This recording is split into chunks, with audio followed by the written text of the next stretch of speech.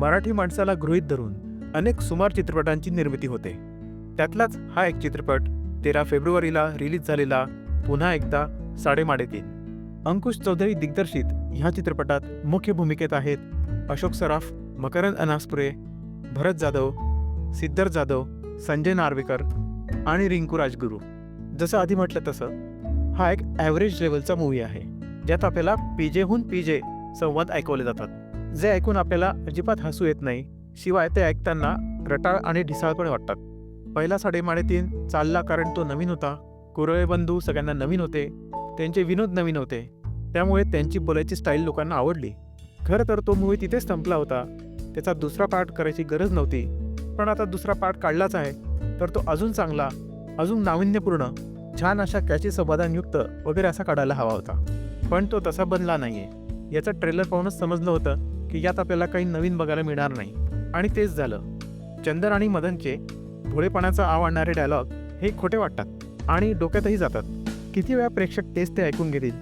3 दिग्गज कलाकारांना ढिसाळ स्क्रिप्ट दिल्यावर काय होते याचं एक उदाहरण म्हणून ह्या चित्रपटाकडे बघायला हवं. चित्रपट मुळात सुरूच संथ गतीने होतो.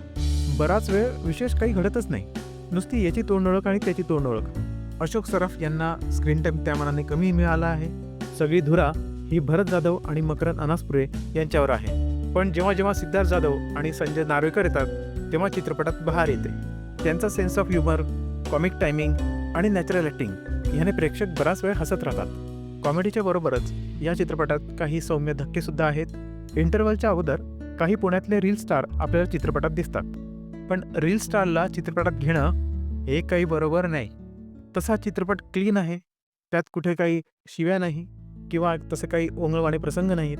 शिवाय विशेष म्हणजे यात एकही गाणं नाही आहे. सध्या जे कंटेंट येत आहेत OTTवर किंवा थिएटर्समध्ये, त्यांच्यामध्ये हा नक्कीच उजवा आहे. फक्त लांबी थोडी कमी करता आलीच ती तर बरं झालं असतं. वाढवायचंच आहे तर कॉमेडीचा दर्जा वाढवा, कथेचा दर्जा वाढवा. प्रेक्षकांना आता काहीतरी नवीन आणि चांगलं बघायचं आहे. मी कथेचा दर्जा यासाठी म्हणालो की हा सगळा जो घाट घातला आहे कथेचा, यातल्या विलनला शिक्षा न करताच कथा संपते. विलनला शिक्षा मिळावी हा या कथेचा उद्देशच नाहीये. हे थोडं खटकतं आणि काहीतरी अपूर्ण राहिल्यासारखं वाटतं. पण प्रेक्षक मराठीच आहेत, एवढी मोठी गोष्ट ते पचवून घेतील असं कदाचित निर्मात्यांना वाटलं असावं. असो, तुम्हाला जर कथेशी घेणेदेणं नसेल तर हा चित्रपट तुम्ही कॉमेडीसाठी बघू शकतात. मी पुन्हा एकदा साडेमाडेतीन ह्या चित्रपटाला देईल 10 पैकी 6 मार्क्स. कारण हा एक सामान्य कथेवर आधारलेला कॉमेडी चित्रपट आहे, ज्यामध्ये नाविन्य नाहीच, कथा प्रेडिक्टेबल पण आहे आणि कॉमेडी कधी तुम्हाला हसवते तर कधी निराश करते. बाकी तुम्ही हा चित्रपट बघितला असल्यास तुम्हाला कसा वाटला ते कमेंट बॉक्समध्ये सांगा. व्हिडिओ आवडला असल्यास व्हिडिओला लाईक करा, आपल्या चॅनलला सबस्क्राईब करा. आपण भेटूच पुढच्या व्हिडिओमध्ये. धन्यवाद.